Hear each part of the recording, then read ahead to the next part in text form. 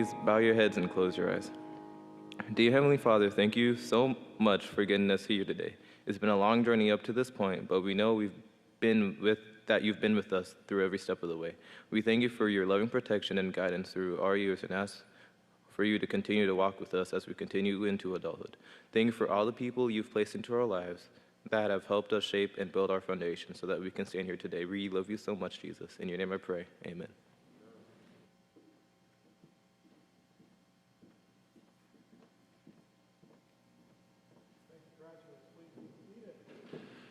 Welcome to Midland Adventist Academy Senior Graduation 2021. My name is Troy Rincon. I've had the honor and privilege of serving as the school board chairman at Midland for the past 2 years, and it has been an honor. And one of the things that we are extremely proud of is the vision of our school, developing passionate followers of Christ who love God and serve people. This graduating class exemplifies that statement of the time that many of them have been here 1 year, 5 years, 10 years, 12 years, 13 years, as they leave us today and they go into this world. We pray that they exemplify that statement. If you look in your programs, I caught their verse that they put, "Be strong and courageous. Do not be afraid or terrified because of them, for the Lord your God goes with you. He will never leave you nor forsake you." Class, what a wonderful verse. In this time, in this age, as you move from high school to college and as you begin your careers, as you begin the next stage of your life, I hope you take those words to heart. Be strong and be courageous. It's exciting. We're here to celebrate these graduates. I look forward to all the different pomp and circumstance that we have planned for you today. Welcome to our graduation.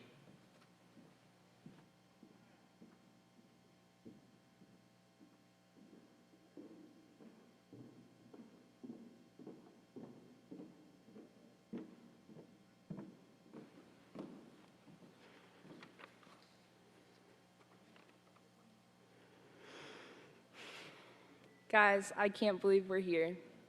We finally made it to this bittersweet moment. I remember the beginning of freshman year when we felt like we dominated the high school because we had 22 students, and now we have 10. 10 wonderful students with 10 very different personalities. It has been my honor and privilege to share my high school years with all of you.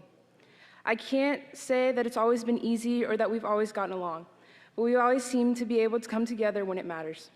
On the days when life was unfair and it felt like senioritis might take us out, we had each other's back. We had Uno, jokes, rants, and more to get us through. You've all taught me so much, and I appreciate all of you for different reasons. Jordan, your friendship has meant more to me than you'll ever know. I appreciate you for being my right-hand woman all year long and affirming me on the days when I felt like I was failing. You're an incredible leader, and I've learned so much from you. I don't know what I would have done without you. Karina, your confidence and ability to be yourself has inspired me to do the same. Thank you for showing me how wonderful books and musicals can be. Thank you for teaching me that confrontation is okay and I won't die if I tell someone how I feel. You're an amazing friend and I'm so blessed to have had you in my life. Anthony, we've been through a lot together, especially in this last year, but I'm so blessed to call you family. Thank you for challenging my perspective on things and helping me become more open-minded. You're an incredible human being, and I really love seeing you become the man you were born to be. Justin, thank you for all the good laughs and talks.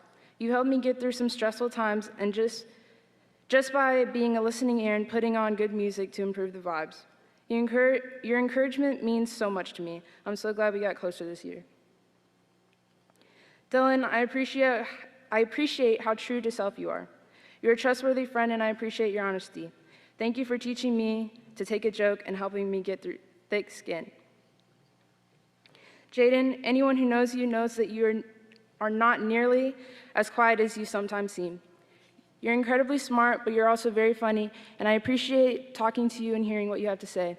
You're a great parent to Abigail and Isaiah during life skills junior year. Thank you for making sure the flour sack didn't break, like other people we know. Joey, you have a big personality, and you're definitely the loudest person in our class. Thank you for all the good laughs and the good music. Playing basketball with you has been fun, even though you hit me countless times with the ball. Joseph, thank you for the good music and good poetry. I still remember the one poem in English where you described all of us. I think I can speak for the whole class when I say that was a wonderful poem and a great day. Also, your hook shot is crazy. Jonah, thank you for showing me that sometimes it's okay to take a break when stress takes over. You're very smart, and it's impressive how many random facts you know. COVID has made this year very difficult in a lot of ways. I still remember the day we just laid on the floor because we were so drained of energy. On hard days, it's so easy to look up at everything that is wrong and fall into a slump. Moving forward, I challenge you all to keep searching for the light at the end of the tunnel. When it feels impossible to take the next step, I challenge you to seek God for help and guidance. Life is challenging, and this year has been its own trial, but this is only the beginning of what we have yet to face. Even so, I know you all are strong enough to handle whatever life throws at you, as long as you continue to allow God to help you through. We are all going our separate ways, and it's unknown when we will see each other again. But next time I see you, I hope to see individuals who looked at life's trials and not only persevered, but thrived. I want to see you living successful lives and being a better version of the person you are today. More than anything, I want to see you all exemplifying a passionate follower of Jesus. I love and care about you guys so much. Thank you for giving me the opportunity to lead this class this year. I can't wait to see what blessings God has in store for you all.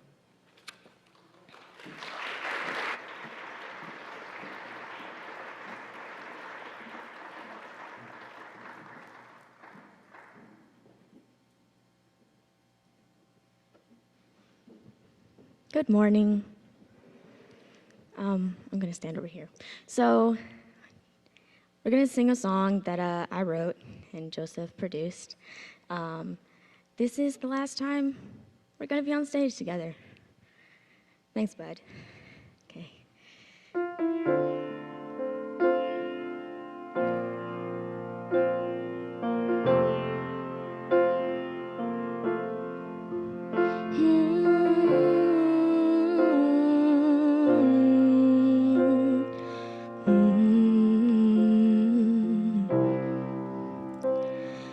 God, I'm confused.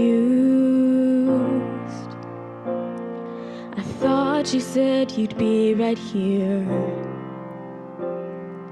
I feel misled. I thought I heard the calling right. My frustrations keep overwhelming my mind, and my fears keep feeding every one of those lies. God, I don't believe that every promise can come true for me. I can't feel you right now, and I can't see my way out, but if I comprehend it now, it's gonna fuel my doubt. And I can't see your every move, and I can't figure you out if I predict what you do. That leaves you no room to exceed my expectations.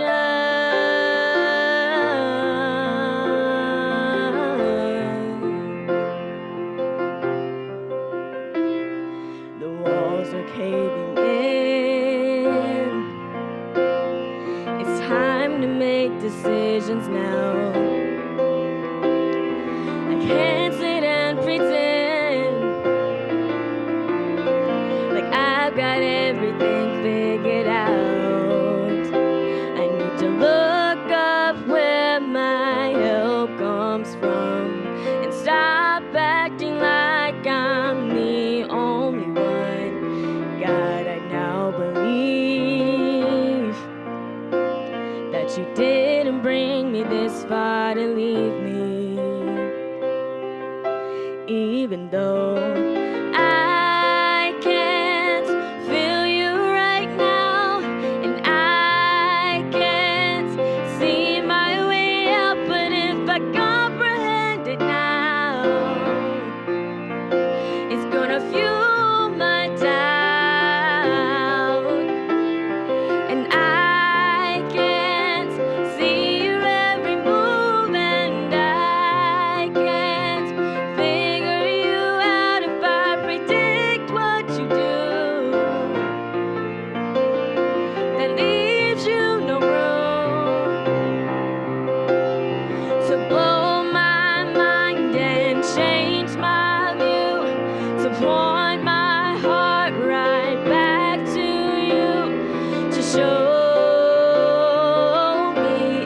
how you would never leave me.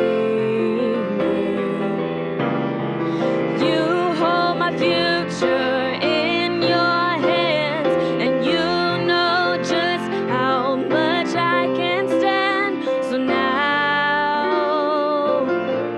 I release my will, 'cause now I feel you right here, but I still can't see my way out. But if I comprehend it now, it's gonna fuel my doubts. And I'm still learning to accept your every move, and I am still trying to erase all my doubts. If I predict what you do, that leaves you no room to exceed my expectations.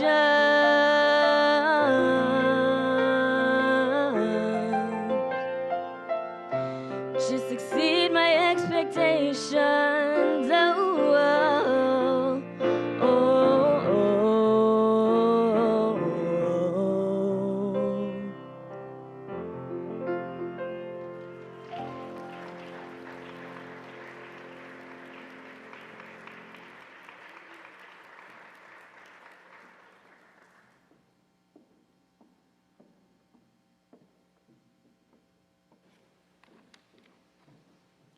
First of all, I need to thank my parents. Thank you for teaching me self-discipline and for never accepting anything but my best, yet still acknowledging when I need a break.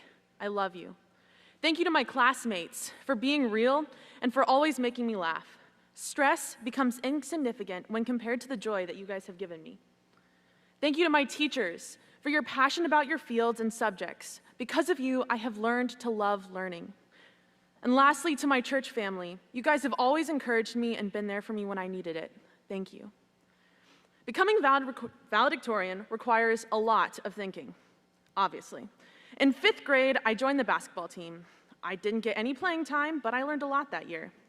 My Uncle Eric was the coach of the middle school team at that point. A phrase he kept telling me over his time as my coach was, "Stop overthinking it." Now, as an overthinker, I overthought overthinking. It took me forever to make a shot, a pass, you name it, I overthought it. Another thing I was constantly overthinking was the ACT. While studying the ACT, more often than not, when I would overthink the answers, I would get them wrong. I had to stop myself when erasing answers and ask myself, was it wrong, or was I overthinking it? To combat it, I had to be conscious of it and make a concerted effort not to fall into the trap of overthinking. With basketball, my uncle would spend time with me after practices working on passing, so I would be able to actually catch the ball. It would be another year, or 4, before I would be able to effectively shoot. Learning takes time and pointed change. Becoming valedictorian also requires a lot of determination and persistence, just like what it takes to learn and then master any sport. Athletics, unlike school, doesn't come to me naturally in the least. At the beginning, I was uncoordinated, I was slow, I had no clue where the ball was, and I was, most of the time, thoroughly confused. However, if I have ever lacked in anything, I found I can fill those voids with determination.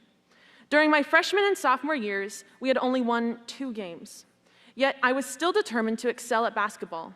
With my ACT, the first 4 times I took the test, I didn't get the score I needed. Staying with basketball and refusing to give up was a very rewarding experience because eventually I saw results. During a game this season, I had 23 points. I don't think I even had 1 point my first season of basketball. The last time I took the ACT, I got the score I needed for the scholarship I wanted. The hours and hours I had put into it become worth it. Another element of becoming valedictorian is learning how to work in a team for projects and the like, and just general getting along with classmates. Basketball is a team sport, and to be real, sometimes that sucks. During my underclassmen years, I had no clue how to work as a team. We all wanted to win, but had different ideas on how to achieve it. However, teamwork is essential for any basketball team to be successful. Mr. Young and Pastor Seth did amazing at coaching us in that. They showed me and my team how to work well together. They had us work on passing drills that increased our confidence in each other. They let us understand each other and how we worked in our different positions. I truly believe that of everything, basketball and my coaches in it have taught me life skills, both valuable to being an exemplary student and to being a good and kind person. Neither being good at basketball nor becoming valedictorian happen overnight. Both take years of effort and determination. Each coach has instilled in me both game mechanics and spiritual lessons. We would always say the Lord's Prayer before each game with Mr. Young, and Pastor Seth always had a devotional thought before practice, whether we wanted to do it or not. Basketball gave me an outlet for competition and leadership. It gave me goals to strive for, just like in my academics. Basketball and learning, my coaches and teachers will forever stay close to my heart. I love you guys.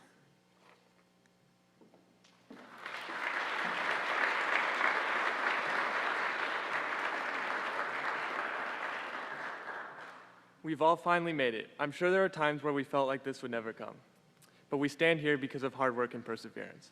In the last 4 years, we've learned a lot of interesting things, like mitochondria being the powerhouse of the cell, the world's need for empathy, and the joy of roasting Dylan. I think about every person on this stage has taken a turn at roasting Dylan at least once. But even though our high school careers are over, we will carry the lessons we've learned into the next chapter of our lives. We wouldn't be here today without all of you. For the last 13 years, you have driven us to school, sports, practices, and concerts, and field trips. You've encouraged us to keep going, and most importantly, you have supported us when we doubted ourselves. There are 3 things I've learned that I want to share with you. First, life is not something we can do by ourselves. As a class, we've grown together, learned together, and complained together. No matter how hard we try on our own, we need other people's support to succeed.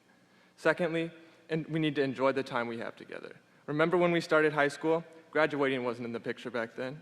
Even when we walked in the doors on the first day of senior year, it seemed like graduation would never show up. Yet here we are today, ready for the next step. As we set our plans for college, we must remember that the times do not last forever and we should enjoy the present. The people and places we enjoy now may not be part of our lives in the future. We must treasure the relationships and lessons we have gained. Lastly, learning should be a lifelong pursuit. I know all of us have crammed for a test at least once, and a few of us have probably forgotten those physics equations from physical science, or all the islands in the South Pacific from geography. But learning is much more than just memorizing facts or studying information for a test. It is our decision to chase after knowledge so that we may gain a better understanding. There's a quote that says, "Never stop learning, for when we cease to learn, we cease to grow." One of the most important things we can do as we enter the next stage of our life is to seek knowledge. We are almost finished here at Midland. During our time, we have changed and grown. We have developed our leadership skills, our life experiences have increased, and our understanding of the world has expanded. Not only have our characters and minds been guided through, our teachers, parents, and staff have shown us examples of what a relationship with Christ looks like. They've prayed for us throughout this whole journey, and thanks to their combined effort, here we are. No matter what we face next, we have learned, changed, and grown. I have one last thing to leave you with. Psalms 37:5 says, "Commit everything you do to the Lord, trust Him, and He will help you." Thank you.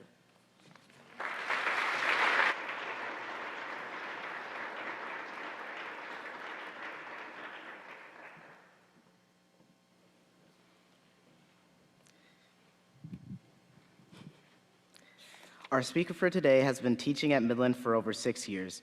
His signature dry wit has captivated his students for as long as he has been here. He is personal and passionate about the many subjects he teaches about. He was a fantastic cross-country coach and a great mentor to many students. Please welcome Mr. Carr.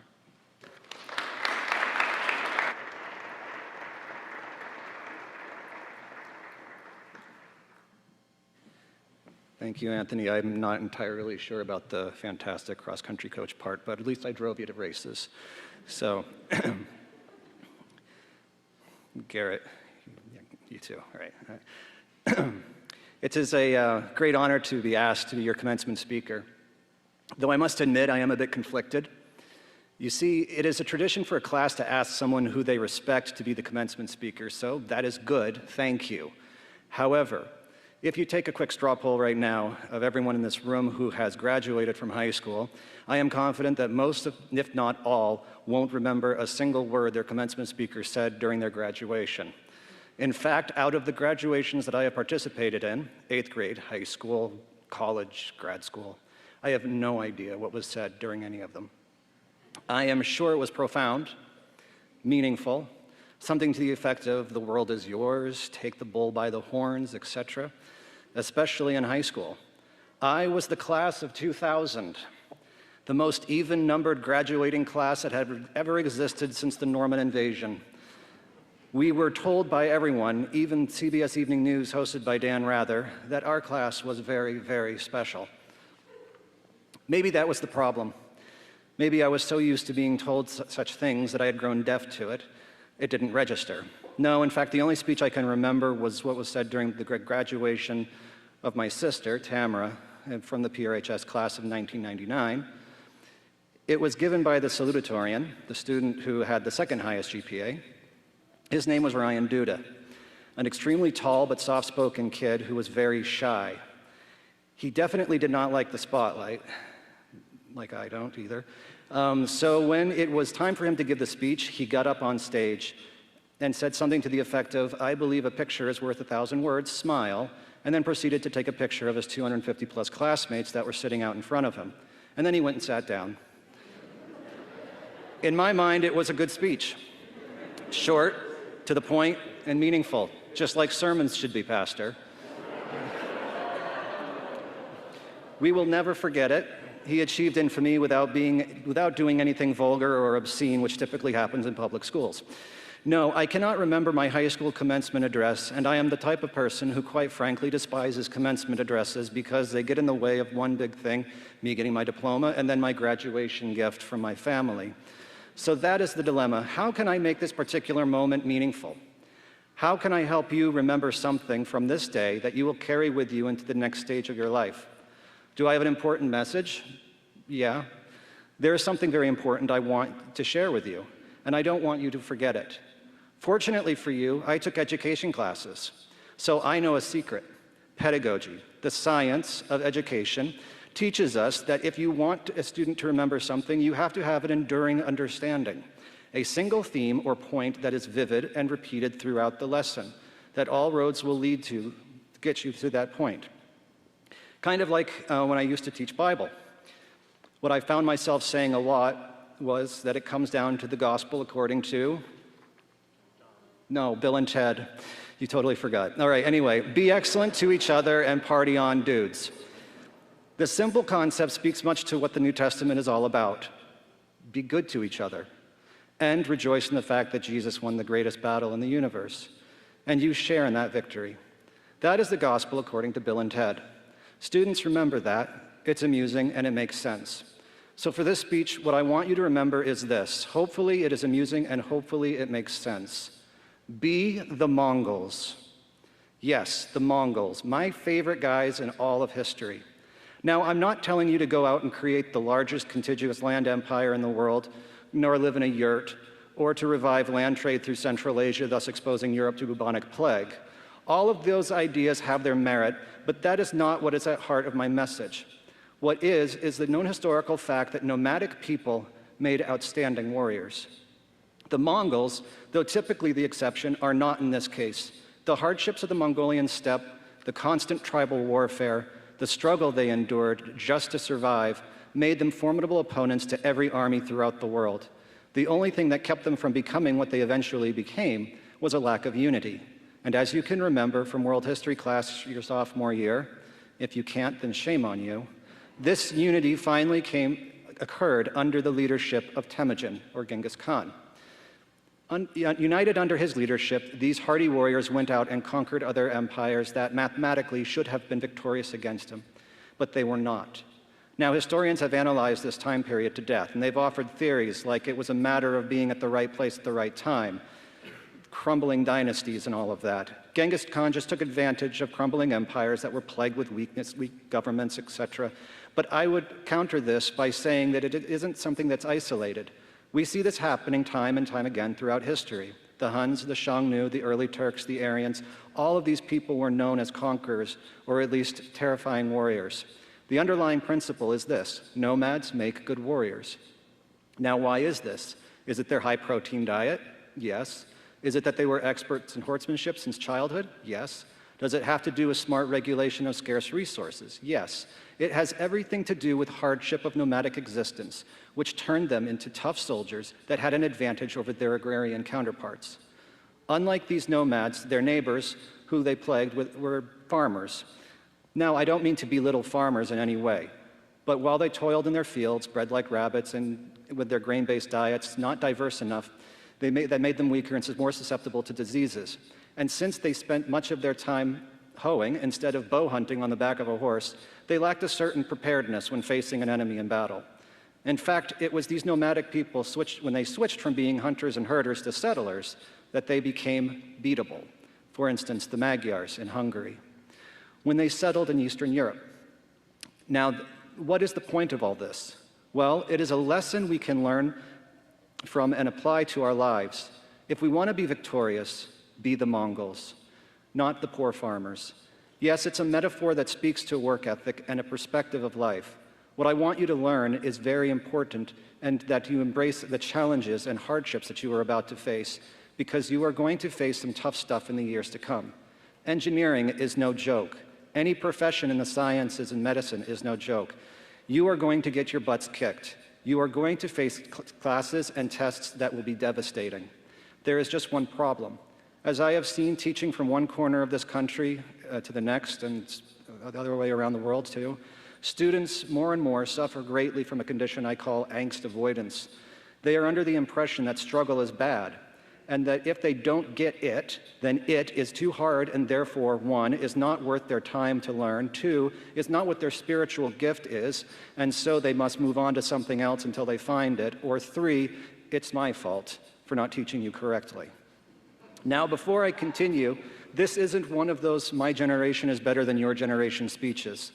This addresses a problem that I believe has been around forever. In fact, this incorrect way of thinking that I just outlined was something that I believed in when I was younger, and it's still something that I struggle with to this day. It is comfort that is the problem, magnified by technology, making everything so easy. To this point, when I was in college, a religion professor told a story of how students would come to him praising God that they had seen the light. They felt that God was calling them into the ministry, and therefore they were going to become religion majors and then go to the seminary to become pastors. The professor asked how they came to this revelation, and they would say something to the effect of, well, I started off as bio pre-med, but God showed me that it wasn't for me. Then I changed to pre-dent, and well, that wasn't for me either. Then I tried nursing, but that wasn't right, nor PT. Then I tried business, but found economics distasteful. Of course you did. But since Bible was clearly something I was going to do well in, it must be God telling me something. The professor not having kind words for those people. Yes, the prerequisite religion classes are easy. They're meant to be easy. Most everyone can get an A in them. But just because you do does not mean that you are destined to become a pastor. We need very intelligent, hardworking people leading our church, as we do in all aspects of our society. You need to be challenged. You need to learn how to overcome angst rather than allowing angst to overcome you, and to push you and regulate you into a life where you have little self-control. Nothing that is worthwhile in life comes easy. Getting a good, well-paying job is hard. Keeping that job is hard. Owning and taking care of a home is hard. Being selfless in a relationship is hard. Raising children is extremely hard. But these are the goals of our society. This is what most of us want. And I can tell you from what little I have experienced so far, is that without being mindful of how I respond to difficulties, I don't believe I'd be able to deal with the challenges that I face while striving toward these goals. For example, when I bought a house, it was an old house. It had just turned 30 years old. And I had spent a good chunk of my time dealing with old house issues, from carpet installers botching up to a contractor who decided to put nails into the face of pre-finished bamboo flooring. But worst of all was painting. I hate painting. It gets everywhere, it's hard to clean, and that painter's tape does not work like it's supposed to. But I have worked hard at it, and now I've gotten to a point where I can say, yeah, it doesn't look that bad. I've learned a lot, and experience has taught me many things. But first and foremost is that if I'm going to own a house, I have to know how to deal with a house. There are many times when I said, to heck with this, I'd much rather rent. It was much easier renting. But if I don't want to flush my money down the toilet, then this is what I've got to do. So what is your goal?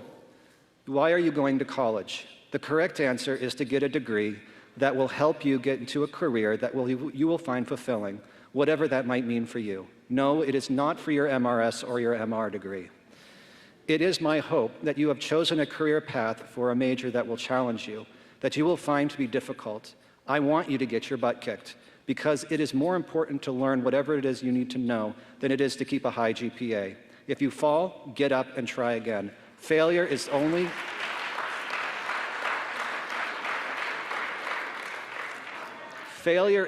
failure if you stop trying. If it is really hard, then you need to figure it out. Change your tactics, perhaps. Get help. The Mongols had to adapt when they encountered walled cities. They like to fight in open fields with their cavalry, but one cannot create an empire without taking walled cities. So they had to learn how to do siege warfare. For you, if you are having trouble in classes, see if there's a TA that will provide tutoring. You might be able to find a different approach in studying that you could overcome an obstacle. What you don't want to do, however, is to be like the Romans. Don't be like the Romans. Be the Mongols, not the Romans. You see, the Romans, toward the end of their hegemony, began to rely more and more on their Germanic neighbors to fight their battles for them. They would pay them until they couldn't, and then those tribes would turn and sack Rome. It didn't work out so well. Now, it's understandable that as a high school teacher, I have had to put up with the occasional helicopter parent. But there is nothing more pathetic than for a college professor to be handed a phone by a student who says, "My mom would like to have a word with you," which, according to my sister Tiffany, who teaches physics at Andrews, and Jonah and Jordan you probably will have, does happen. You need to fight your own battles. Don't retreat to Helm's Deep and stay behind the walls. You must ride out, and meet them. Remember Philippians 4:13, I can do all things through Christ who strengthens me. So in conclusion, if you find yourself sailing through college, and if life is very easy, pause a moment and ask yourself if what you are doing, if the path you are currently on is right for you. Maybe you might be selling yourself and your abilities too short. Just because something is easy for you doesn't mean that that's for you. If, however, you are struggling and that what you're doing is hard and feels insurmountable, then good. Challenge will make you stronger. It will force you to your knees and keep you praying. God will help you. He will strengthen you, but he needs you to be a good soldier. You need to be willing to be trained. So join with me in suffering like a good soldier of Christ Jesus, 2 Timothy 2:3. Embrace your challenges, work hard, struggle, and remember, be the Mongols.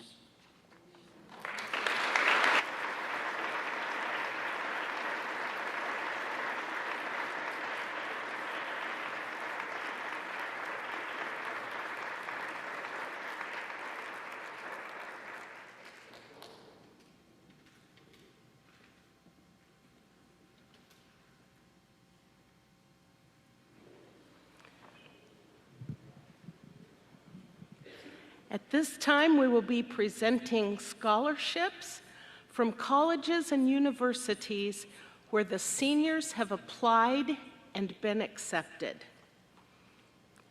Kansas State University, Justin Owolabi, $1,750.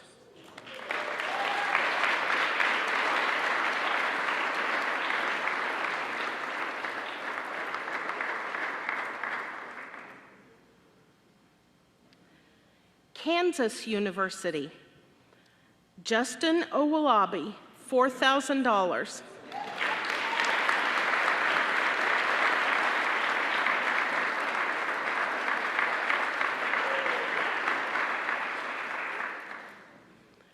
Riea Turner Leatherman, $52,416.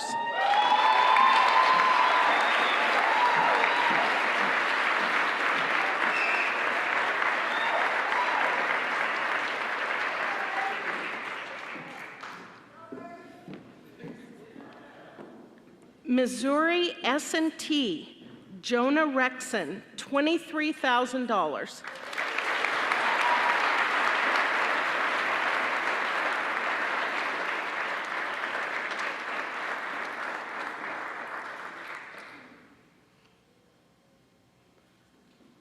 Olivet Nazarene University, Justin Owolabi, $17,500.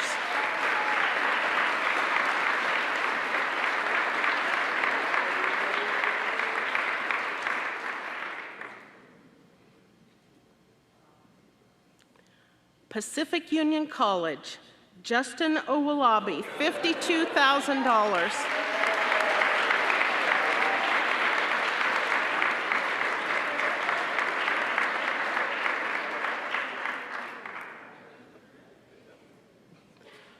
Rockhurst University, Jonah Ruxin, $106,000.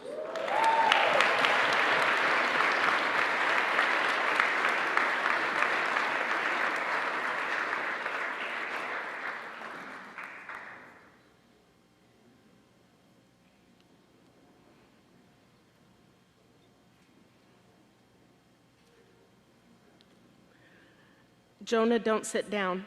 University of Missouri, Kansas City, Jonah Ruxin, $25,000.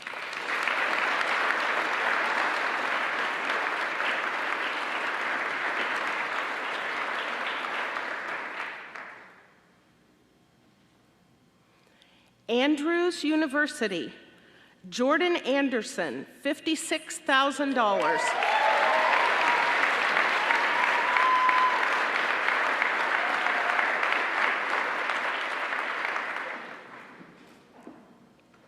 Jaden Gibson, $56,000.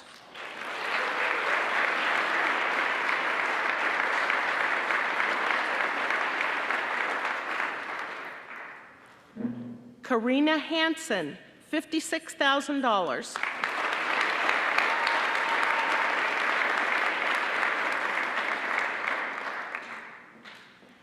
Joseph Okello, $32,000.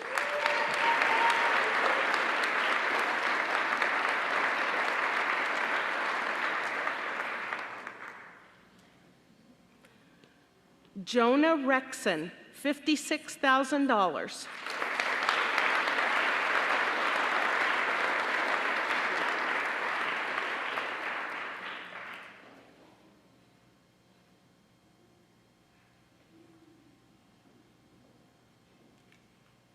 Southern Adventist University, Karina Hansen, full tuition scholarship over $92,840.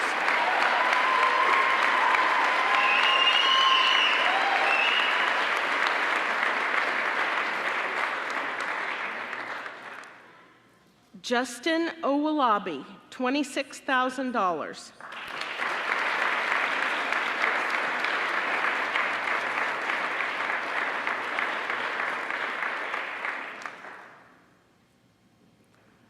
Walla Walla University, Karina Hansen, $59,500.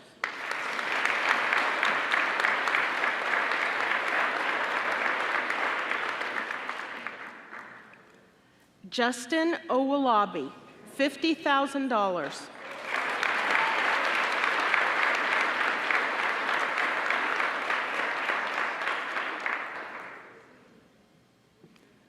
Jonah Ruxin, $59,000.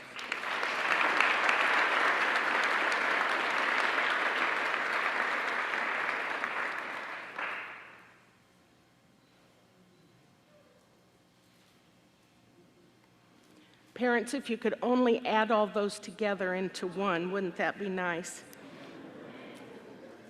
Folks, I'm so proud of our Midland students today. The numbers that I just read total over $865,000, and we're not finished. Next, we will hear from Oakwood University's Shakota Smith, and our final scholarships this morning will be presented by Michelle and Mike Menard from Mid-America's own Union College.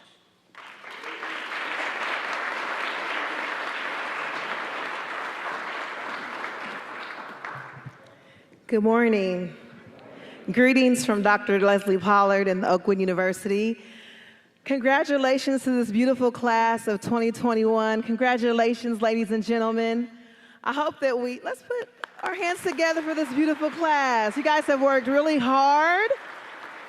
Wow, those were some amazing scholarships that we heard. You know, I wish that we could get to a point someday If the Adventist schools could match these scholarships, wouldn't that be wonderful? Unfortunately, the Lord will come back, so we wouldn't have to wait for that time to come. But that would be amazing if the Adventist schools, the 13 Adventist universities and colleges, would be able to match these wonderful scholarships.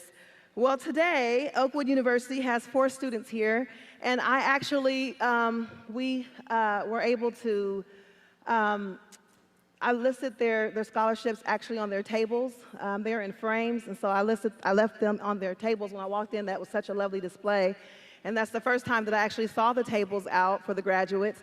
So when I got here, oh, those are so cute. So I just left their scholarships out there, but I do have their figures here, so I will read them. And actually, guys, when I read your scholarships, if you could please stand, please. Today, Oakwood University will be giving out a total of $171,500. And we have, yes, thank you.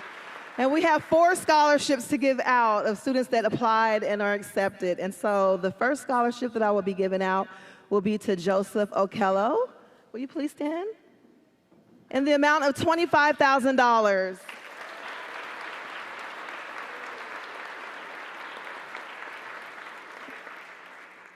Next, I will be giving out a $40,000 scholarship to Justin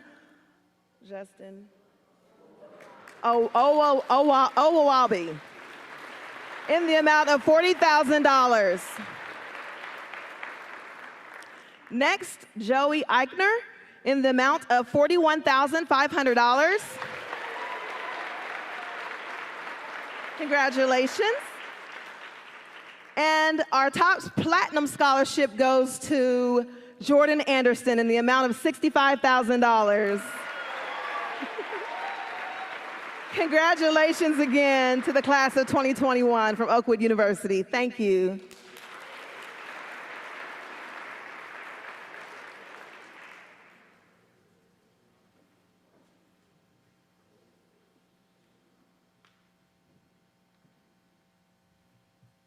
Congratulations.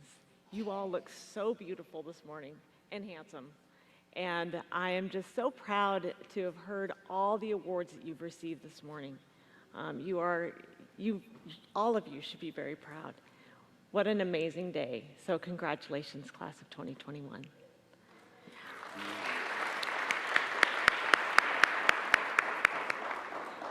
My name is Michelle Menard, and I'm the Vice President for Enrollment at Union College. And we are here this morning to recognize you with scholarships from Union College. And I'm going to have Mike introduce himself. My name is Mike Menard, and I teach literature at Union College. And I love this. This is so fun, giving away money. I feel like Oprah today. It feels good. I hope, class of 2021, that you remember this day as a wonderful day, but also remember that education is never an ending point, but it's always a journey. And one of the things at Union College that we aim to be is to be much like Midland is, and that is a place where spirituality and education intersect, because those two do belong together. And one of the things we often hear from high school seniors is a fear of, will I do well in school? Well, I've been teaching a long time, and I've had a lot of Midland school students. And you're going to do just fine wherever you go, because I'm telling you, Midland students are very well prepared, and I don't know how you feel about them.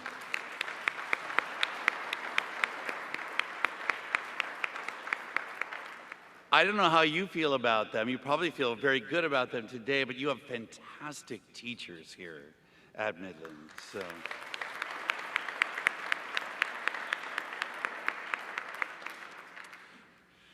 Today, we'd like to give a number of awards today, and we'd love to have you come forward. But Michelle's going to tell you about these awards because she does a better job at doing that, because I tend to start talking and you'll want to eat lunch soon. So Union College believes in you as students, and we want to recognize you today. And we believe that an Adventist education should be available to all of our Adventist students. Just as Ms. Smith was saying from Oakwood, this is important. We want our students to be able to afford an Adventist education. And that's why we are giving away 8 awards today, totaling $319,000 from Union College to this class.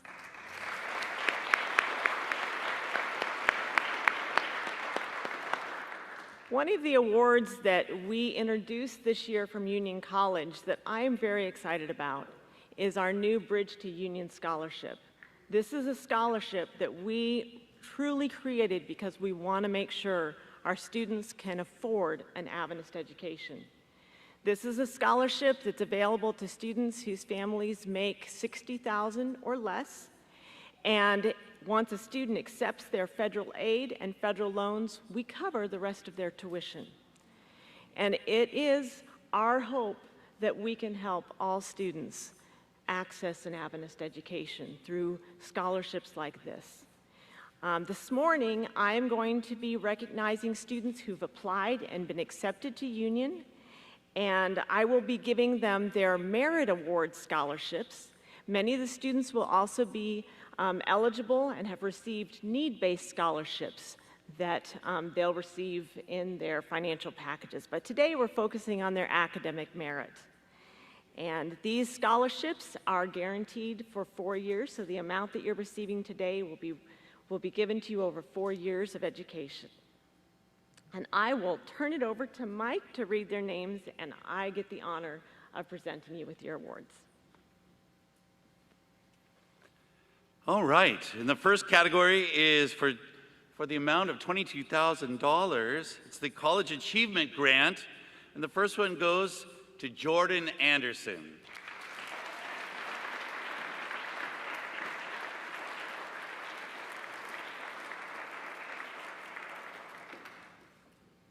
Also to Joseph Okello.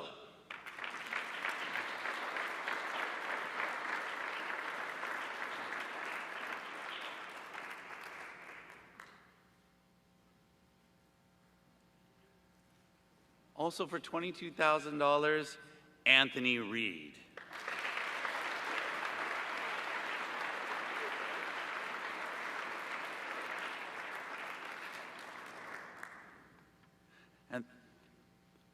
And then for the amount of $30,000 to Dylan Hercock.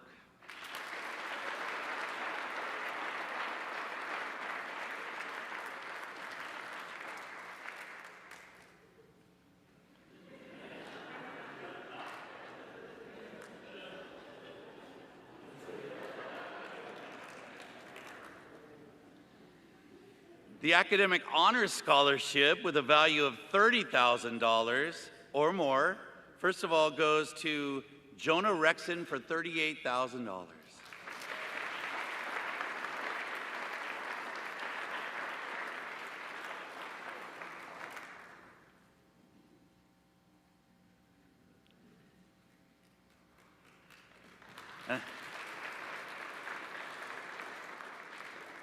And then for the amount of $38,000 to Rhea Turner Leatherman.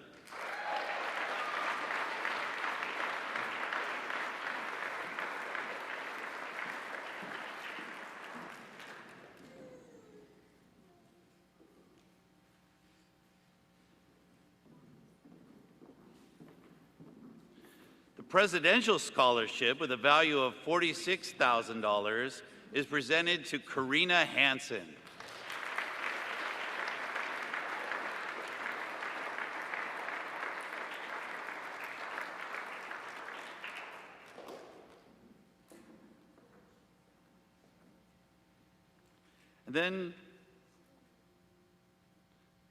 Then we'd like to present 2 awards that are brand new, and these were selected by your teachers here at Midland. And first of all, we're giving away a Promising Teacher Scholarship to a student that your teachers believe has the potential to be a fantastic teacher, and that goes to Jaden Anderson. Jaden Gibson.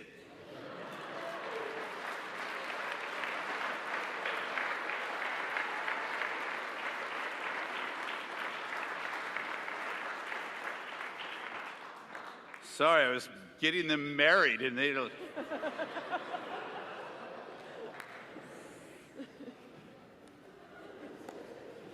I'm not a prophet.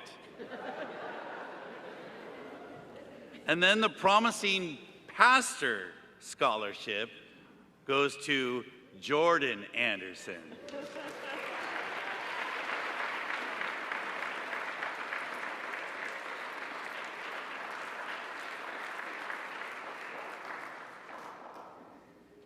Just saying, teachers and pastors belong together.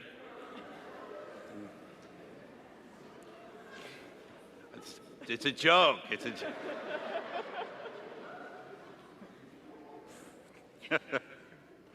Last of all, we're very honored to give our highest scholarship. It's the Board of Trustees Scholarship worth more than $99,000 for free tuition for all 4 years, and this is awarded to Jaden Gibson.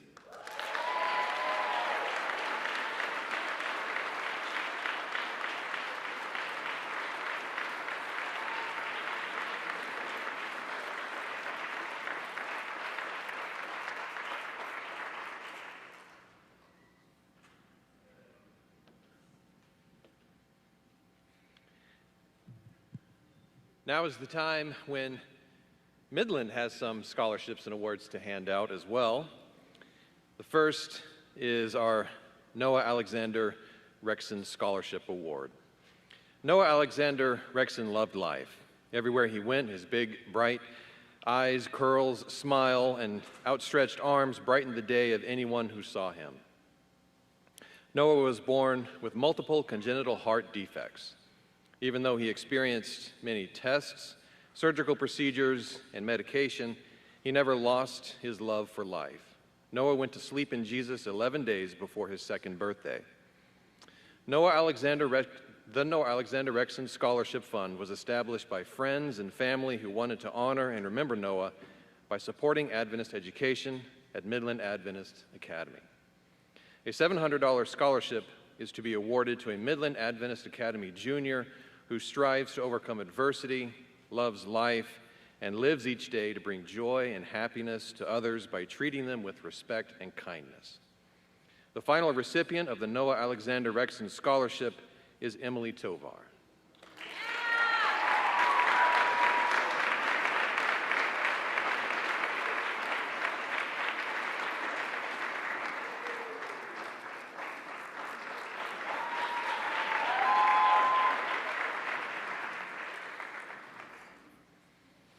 I'd like to invite up Andrew Reed as our alumni representative to present the next award.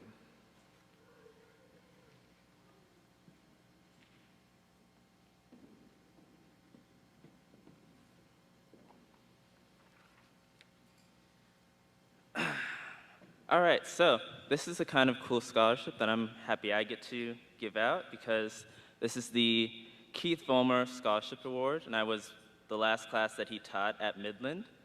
So, this award honors Mr. Keith Vollmer and his 41 years of service to Midland Adventist Academy, presented by the Alumni Association. It recognizes the students who best display the qualities that Mr. Vollmer demonstrated in his classroom day after day. Specifically, the student must maintain a GPA of at least 3.0, be involved in extracurricular activities, being a caring individual who shows compassion and friendship to his/her classmates, and exude the Midland spirit. Be a person who best reflects what Midland is all about. A $200 scholarship is awarded to a senior moving on to college. This year's recipient for the Keith Vollmer Scholarship is Rhea Turner Leatherman.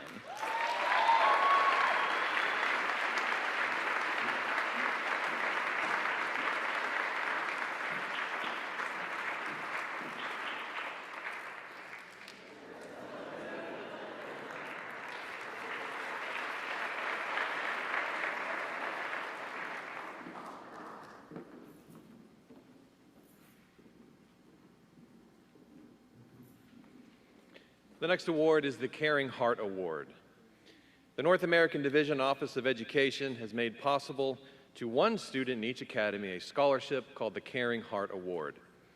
This award is given in recognition of their leadership and personal commitment to witnessing and service activities. This award comes with a Bible, a plaque, and scholarship voucher worth $500, which may be used to help pay for participation in a mission trip or towards tuition at any Seventh-day Adventist school. Because of their leadership and commitment of service to Midland Adventist Academy and to their community, I am pleased to present the 2020-2021 Caring Heart Award to Jordan Anderson.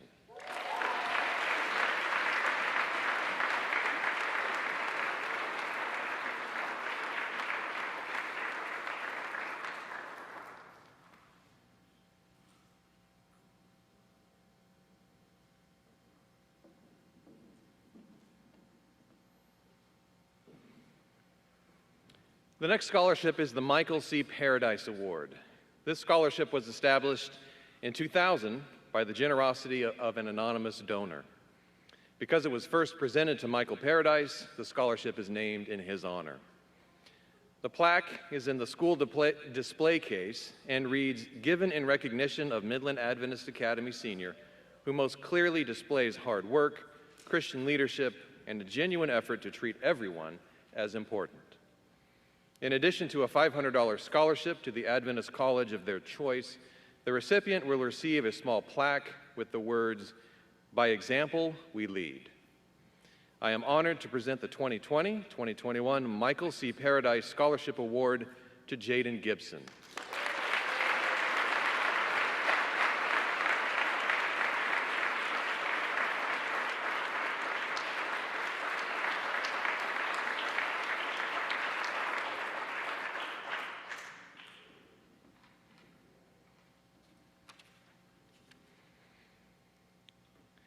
Student leadership is important at Midland Adventist Academy. Effective student leaders also help create a positive school spirit by participating in school events such as athletics, spiritual activities, student association, and as a class officer. They talk enthusiastically about our school to other students in the community. We have had a tradition and strong commitment to developing future leaders, and many of our students have assumed student leadership roles on their college campuses as student association presidents, class officers, and campus ministries, and are involved in leadership roles that allow them to be part of a campus administrative decision process. Because we believe that it is important to recognize effective student leadership, it is my privilege to present the Principal's Leadership Award to a senior student who has not only displayed strong leadership skills, but has also been a positive influence as a student leader by building school spirit. Each year, the chosen student's name is inscribed on a plaque which reads, "Celebrating those who lead at Midland Adventist Academy," and placed in our awards display case in the foyer. This student receives a unique gift that we feel will benefit them as they continue in their leadership roles. It is my privilege to announce to you this senior selected to receive the Principal's Leadership Award for the 2020-2021 school year. The student is Karina Hansen.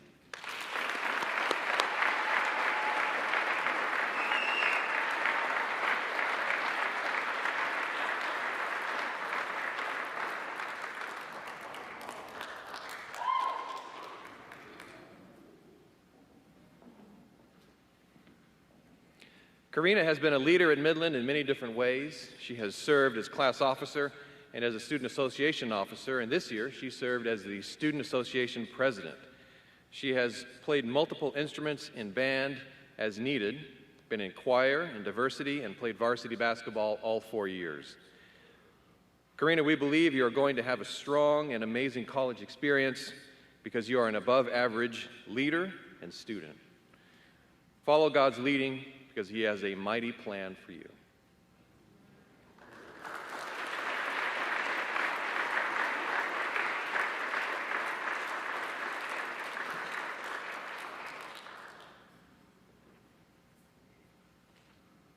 And this is what you've really been waiting for.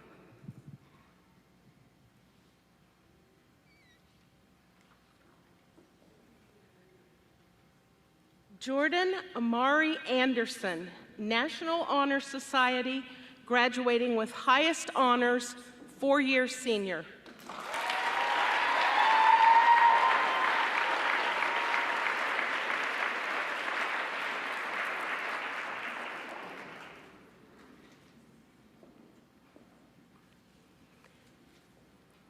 Jaden Samuel Gibson, co-valedictorian, National Honor Society, graduating with highest honors, four-year senior.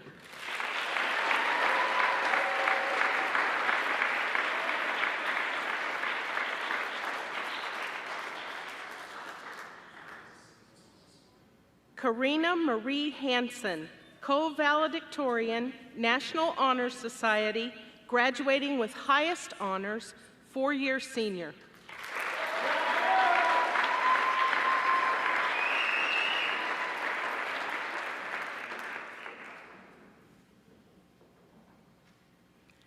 Dylan Adam Hercock, graduating with honors, four-year senior.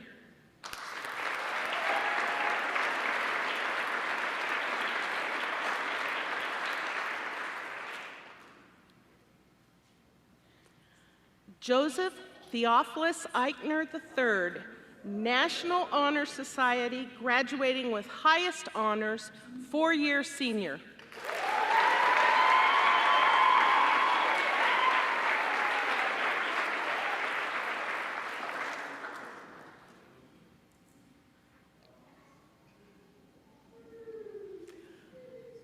Will the second row of graduates please stand? Joseph Hezron Okello, graduating with honors, four-year senior.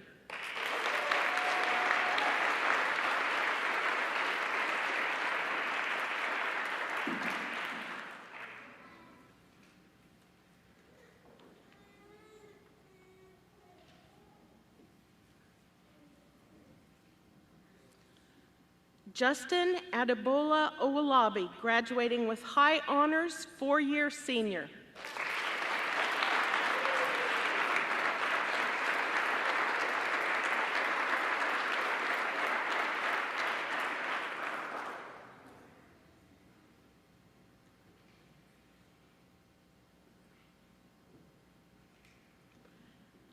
Anthony Clinton Reed.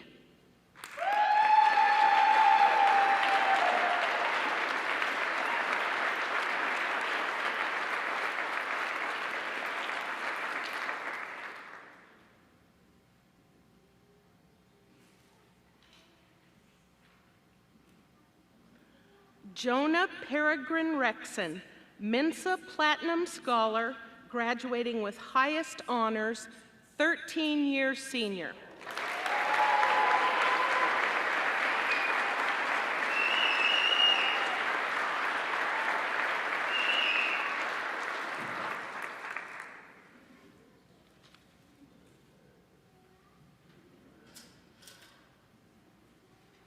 Riea Monique Turner Leatherman, National Honor Society, graduating with highest honors, four-year senior.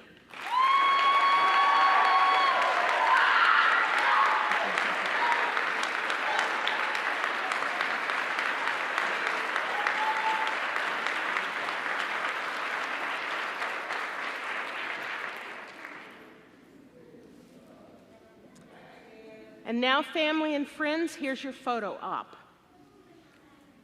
Seniors in the front row, if you'll stay seated, but hold your diplomas in front of you.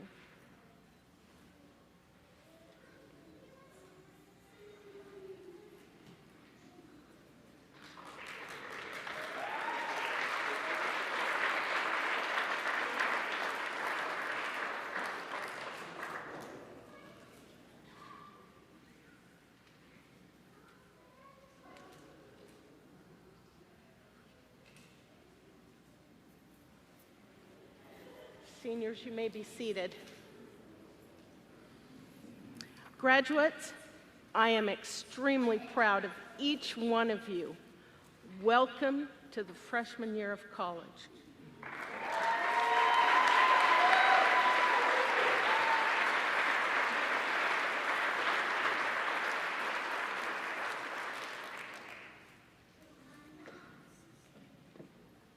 I'm back again. So I was trying to figure out what I wanted to say to this class of 2021. Being a grad from Midland myself, I was trying to figure out what I would have wanted to hear. Also being a teacher, I know from my own students that this year was not easy. A very, very crazy year. But you all worked hard and accomplished a lot. I know you'll do great things, and it might be selfish to say this, but I'm gonna do it anyways. I do want to shout out my brother, who has been at this school for 12 years, maybe not consecutively, but it merits recognition not previously shown.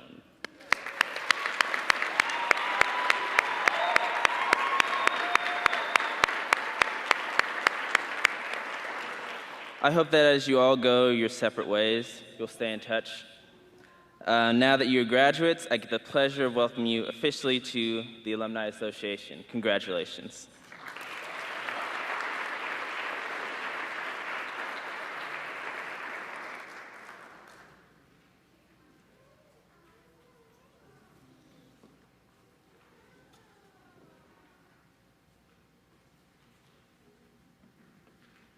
All right, guys, last thing I promise, and then we'll let you out.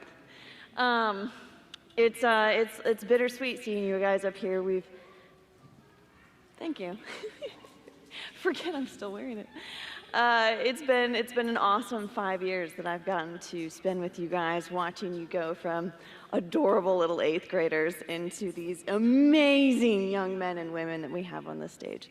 Your teachers are very proud of you, and we are so excited to see what you guys do in your next chapter. We've given you grades, we've given you tests, we've, I'm sure, disappointed you in some ways, and hopefully given you a few things to think about, and hopefully prepared you for this next chapter. But when all is said and done, what we really want to give you is a life after this, and we want you to take God with you in this chapter and in the next. So what we have is some Bibles for each of you with your name on them, so you don't get them mixed up in your dorms. And we've written messages to you to help encourage you guys as you start the rest of your lives. So thank you very much.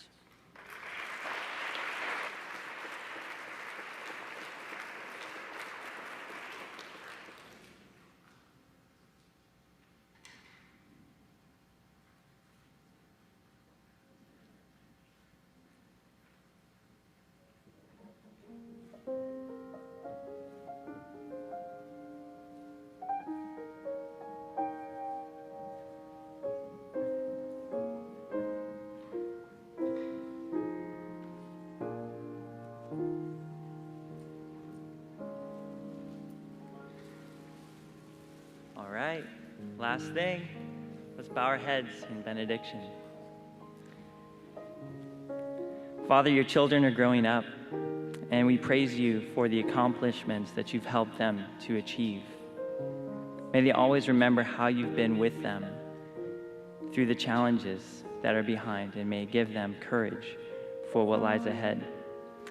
As they encounter much that is new in this coming year, may they never worry, because they never have to leave their Father's house. You always are with them, and you always provide all the support that they need. Thank you for the family and friends that have supported them. As they go, may they find belonging and those who will encourage them for whatever they face to overcome and to stay close to you. Lord, today we thought a lot about the challenges that may lay ahead.